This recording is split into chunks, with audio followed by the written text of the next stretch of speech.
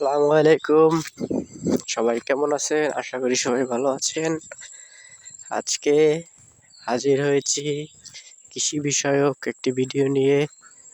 আমি আমার নিজের হাতে গড়ে তোলা একটি কৃষি ক্ষেত সম্পর্কে আজকে বিস্তারিত তুলে ধরতে যাচ্ছি।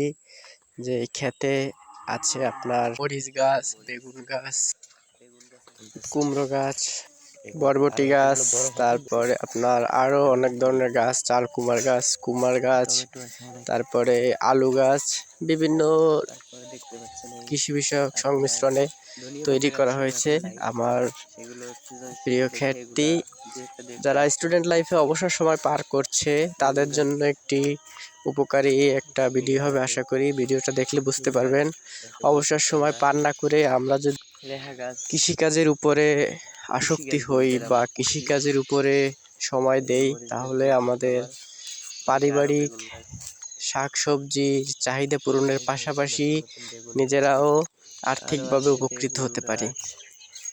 যার প্রমাণ আমি নিজে 2 মাস ধরে একটি কৃষিকাজ করার পরিকল্পনা নিয়েছিলাম এবং কৃষিক্ষেতটা আল্লাহর রহমতে অনেক সুন্দর হয়েছে। আর যা আপনারা দেখতেই পাচ্ছেন আমার এই ভিডিওটিতে, লক্ষ্য করলে দেখতে পারবেন কিরকম করে আমি ক্ষেতটি আসলে নিজের মতো করে তুলে ধরেছি। যতটুকু সম্ভব নিজের কষ্ট ও সাধ্যের মাধ্যমে আমি কৃষিক্ষেতটি তৈরি করেছি। পারিবারিক চাহিদা পূরণের পাশাপাশি আপনার আশেপাশে যারা আছে তাদেরও পুষ্টির চাহিদা বা পুষ্টি ঘাটতি পূরণ হবে এই আপনার কৃষি ক্ষেতের মাধ্যমে, শাকসবজির মাধ্যমে। আমরা এই ক্ষেতটির দ্বারা, এই ফসল ফলানোর দ্বারা বিভিন্নভাবে উপকৃত হয়েছি। আপনার যেসব ফসলগুলো আছে সেগুলো দেখতেও ভালো লাগে, আর এগুলো দ্বারা আমরা বিভিন্ন সময় বিভিন্ন শাকসবজি সংগ্রহ করে বাড়িতে রান্না করে খাই এবং প্রতিবেশীদেরও দিয়ে থাকি। একটা গাছে বেগুন গাছ আছে আপনার 30 থেকে 35টা, যে গাছগুলো যদি পুরোপুরি ফসল দেওয়া শুরু করে আপনার প্রতি মাসে আশা করি 10 থেকে 15 কেজি বেগুন আমি সংগ্রহ করতে পারবো। এবং দেখতে পাচ্ছেন আরো আছে আমার বরফটি গাছ, যেটাকে লাফা বলে থাকি। একটা সাইজ অনেক বড় বড় সাইজের লাফাগুলো হয়ে থাকে, সেগুলো এই যে দেখা যাচ্ছে ভিডিওটির মাধ্যমে কত বড়। আর এর মাধ্যমে পুষ্টি চাহিদা যতটুকু থাকে সেটা আমরা পূরণ করতে পারবো আমাদের এই যে কৃষি ফসল ফলানোর মাধ্যমে। আর অবসর সময় বসে থেকে বা লাভ কি, এটা দ্বারা যদি আমরা কোনো না কোনো ভাবে উপকৃত হতে পারি তাহলে হয়তো আমাদের উপকার হবে এবং ছোট আকার ধারণ করতে পুষ্টি ঘাটতি পূরণ হবে।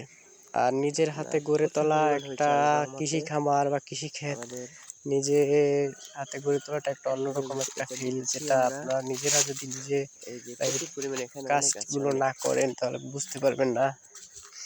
আর একটা অন্যতম অভিজ্ঞতা আর একটা নেশা হয়ে যায় কৃষির ভিতরে, কৃষি ক্ষেতের ভিতরে। যদি কৃষিকাজে পরিচর্যা করেন, আপনার দিন শেষে সেই ফসল ফলাতে সক্ষম হন, তাহলে আপনার নিজের প্রতি অনেকটা আনন্দিত লাগবে নিজেকে। সুতরাং সবশেষে বলতে চাই, অবসর সময় পান না করে নিজেরা সর্বদা কোনো না কোনো একটি কাজের উপরে, বিশেষ করে কৃষি কাজের উপরে যদি আপনারা ঝোঁকেন বা স্টুডেন্ট লাইফে যারা আছি, যদি কৃষি খামার বা কৃষি ক্ষেতে উদ্বিগ্ন হতে পারি তাহলে আমরা অনেকভাবে উপকৃত হব এবং নিজের শরীর স্বাস্থ্য ভালো থাকবে এই কৃষি কাজের মাধ্যমে। কাজ কোনো লজ্জার কোনো বিষয় না, এটা আমার আলুগুলো শারীরিক কায়িক পরিশ্রমের একটি অন্যতম অংশগ্রহণ বলা চলে। আমি যেসব ফসলগুলো ফলাতে সক্ষম হয়েছি তার মধ্যে অন্যতম হলো আলুর ফসল। আমার প্রায় কিছুদিন পরে আমি উঠাতে সক্ষম হব। আলুগুলো অনেক সুন্দরভাবে আপনারা দেখতে পাচ্ছেন ভিডিওতে। তারপরে কুমড়ো গাছ হয়েছে প্রচুর পরিমাণে, ফসল ফলবে আশা করি ইনশাআল্লাহ। আপনারা সকলে আমার ভিডিওগুলো ভালো লাগলে লাইক সাবস্ক্রাইব করে পাশে থাকার অনুরোধ রইল। আশা করি আমার ভিডিওটা ভালো লেগেছে। এটা আসলে লাল আলু, হয়তো সুন্দর হয়েছে মাশাআল্লাহ। এই আলুগুলো কিছুদিনের মধ্যে আমি নিয়ে যাব। আরো আলু আছে,